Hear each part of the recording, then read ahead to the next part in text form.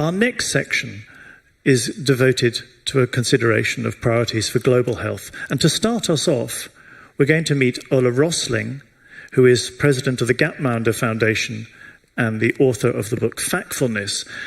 And he sent out some questions that many of you have answered. So he's going to tell you why you went to the trouble. Now, please welcome Ola.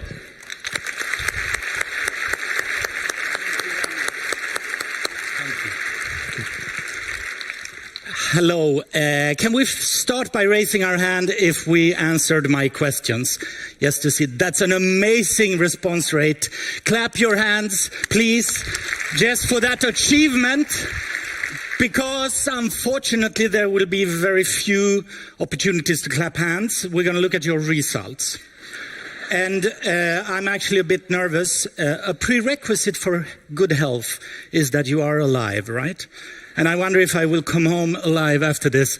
If you want to check the data sources to defend yourself and so on, you can follow this link. Let's start with the first question. I'm pretty nervous, actually. I bought this new shirt just to make sure that I look proper. I think my mom is in the audience somewhere. Are you here? Is she over there?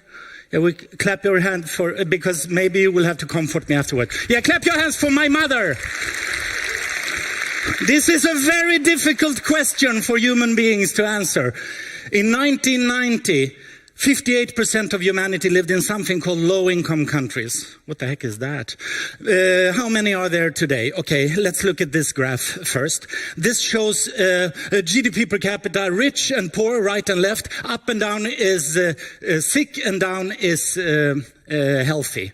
In terms of child mortality, the country sizes is population, the color is regions. The thing is that this was the world in 1950, okay? Since then, it has changed. Back then, there was a group of countries, 90% of humanity, called developing countries. And the problem that I see when I look at your results is that in your brains, you still have a group of countries called developing countries, which is the majority of people, the poor, the many. And that's why you score so bad. We're going to look at that. Let's fix the problem. Here it is. The world changed, okay? With vaccinations, antibiotics, but primarily mothers who go to school.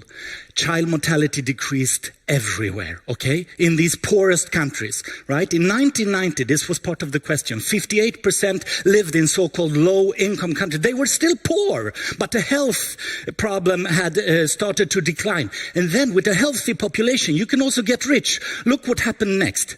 They stopped being low-income countries. They moved their countries out of low income during the last decades, and the rest of the world didn't really notice, right? We still think of them as the poor, right? But today, only 9% live in low-income countries. A majority, 73%, live in something called middle-income countries, which you never hear about in the news. That's where humanity lives. And then we in Stockholm, etc., we live in the high-income countries, right? But the problem for everybody, pretty much everyone, I have tested the public in US and UK with thousands of questions, and I extracted the trickiest one. Was it uncomfortable answering the questions? This is the selection where the public scores worst when it comes to public data. So this is an evidence lecture. I know what you don't know, so I make sure that I'm not telling you what you already know. The middle group is so big, I'm going to divide it in two, lower middle income and upper middle income. And that's what we really need to understand, because that's the majority. Child mortality, as was mentioned, dropped from 40% roughly of children dying before age 5 100 years ago.